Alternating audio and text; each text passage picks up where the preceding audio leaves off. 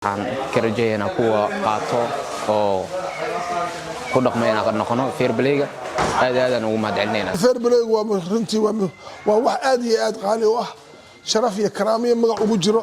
waxaan ugu baaqaynaa dhammaanteen inaan ilaalino fair play-ga. marka laga hadlayo waxaa ugu horeysa respect the game.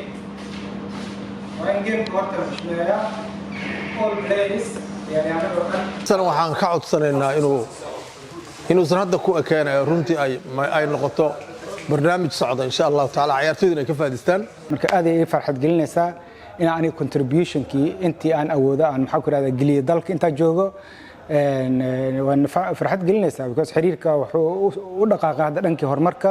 waxaan aad ugu mahadcelinaynaa kabtan Ciise oo caawin la siiyay 10 kamid ah fair play-ga aad ugu mahadcelinaynaa. insha Allah waxaan ka rajaynaynaa kuwa qaato oo ku dhaqmayna ka noqono fair play-ga aad aan ugu mahadcelinaynaa. caawa waxay ahayd habeenkii ugu horeeyay aan sameeyno barnaamijkan fair play-ga iyo sidoo kale behavioral training wax la yiraahdo. sida ogsoon tahay challenge badan iska jiro xagga dhalinyarada qaab dhaqameedkooda waliba active markay yihiin. active player-na waxa weeye waa xeerar baa jiro iyo qaab dhaqameed uu leeyahay adduunka oo dhan. marka it's important in xiriirka hadda uu focus badan saaraya focus fair play inuu yahay.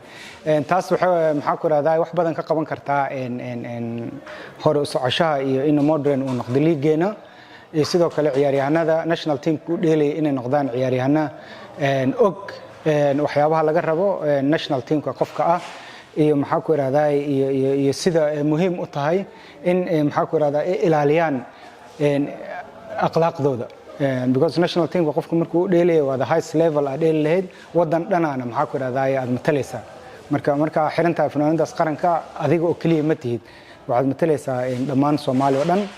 marka waa muhiim ciyaaryahanada inaan kaligood la eedeeynin marka ay galaan maxaa ku raadaya situation oo qaldan ama maxaa ku raadaya marka ay offside ku jiraan. Soomaalida inta badan hadda waxaad arkaysaa ciyaaryahan lagu dhagan yahay oo hebel waxaas uu sameeyay ciyaaryahan kaligiis qaladka ma leh naadiga because ciyaaryahanka in la soo abaabiyo way la soo maxaa ku raadaya wadooyinka uu ku qaldan yahay loo sii sheego in mas'uuliyad la iska saara soo kobcintiisa xagga aqliga iyo waliba xagga jirka iyo maxaa ku raadaya xagga tagtiga xitaa inuu maxaa ku raadaya faham badan uu ka haysto wax walba uu sameeyay. marka aad ay farxad gelinaysaa in aan contribution-kii intii aan awoodo aan maxaa ku raadaya galiyo dalka inta joogo waan farxad gelinaysaa because xiriirka wuxuu u dhaqaaqay hadda dhankii horumarka. waxaan rajaynaynaa inuu guuleysto.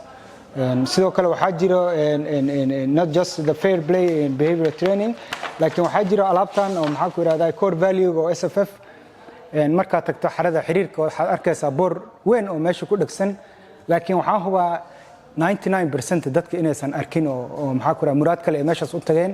waxaa focuska in la saaro marka ay tahay core value-gan haddii intaan la helo oo integrity-ga ka mid tahay oo in la isxushmeeyo ay ka mid tahay sportsmanship-ka meesha laga helo fair play-gii oo maxaa ku raadaya non violence oo noqdo racism-ka oo meesha ka baxo waxaan hubaa in maxaa ku raadaya Soomaaliya potential-ka ugu wanaagsan leenahay marka la eego wadamada hadda soo koreeya. runtii waxay noo tahay farxad weyn inaan halkan ku sugannahay annagoo ka faa'iideysanayna casharada fair play-ga ah oo noo soo bandhigay kabtan Ciise aadan abshir Ciise kabtankii hore xulka qaranka isla markaasna kabtankii hore naadiga Elman. runtii waxyaabo badan oo macnaha caaw dib loo xasuusiyay waqti dheer kadib waxaan garanaynaa ciyaartooy ka mid ah ciyaartooyda ugu akhlaaqda xumeed kubadda cagta adduunka Paulo Di Canio falkii uu sameeyay inuu noqday falkii kaliya ugu faa'iidada badan intuu kubaddiisa ciyaarayay. marka fair play-gu waa runtii waa wax aad iyo aad qaali u ah, sharaf iyo karaamo iyo magac ugu jiro. waxaan ugu baaqaynaa dhammaanteen inaan ilaalino fair play-ga level kasta uu ahaadaba. aad iyo aad macnaha u mahadsantihiin. inaan u mahad celiyo kabtan Ciise oo runtii caawa halkan ku soo bandhigay barnaamij aad iyo aad loogu baahnaa, barnaamij wanaagsan oo fair play ah. waxaan rabaa inaan aad ugu mahad celiyo ciddii soo abaabushay.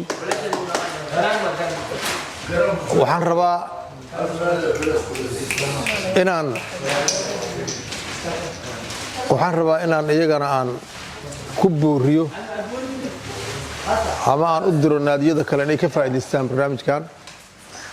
qiimaha iyo qaayaha leh ciisana waxaan ka codsanaynaa inuusan hadda ku ekeenayo runtii ay noqoto barnaamij socda insha allahu tacaala ciyaartooyda inay ka faa'iidaystaan insha allahu tacaala elman haddaan nahayna diyaaran u nahay wax kasta oo loogu faa'iidanayo ciyaartooyda inaan soo dhaweyno waana soo dhaweynaynaa haddaba ogsoonaada ciyaartooygii garsoore la buuqa ilukaar hadduu ku soo celina reedkaar u lahadaa waxaa lagu soo diray sharciyada hadda aan rabno in la baray ay ka mid tahay marka waxaan idinka codsanaa waxa waaye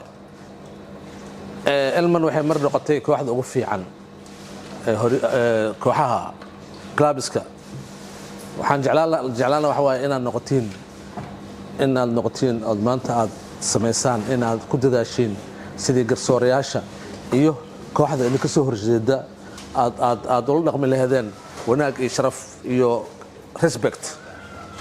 respectigaas waa muhiim waaye waana tixgelin doonaa waxaan idinka codsanana waxa waaye nimayow in banooni markii la dheelayo in fair play loo dheelo ninka walaalkaana loo naxariisto nin hadduu dhaawacma u naxariisatid sida macalin ciise maanta dhan noo sheegayay inaan ka faa'iidbaysano ogsoonaada garsooraha kubadda cagta ma dhici doonto inaad mar dambe aad la buuqdid hana la buuqina la dheela waa mahadsantihiin aqoonsi wadaarkeennii meesha nooga xiran yahay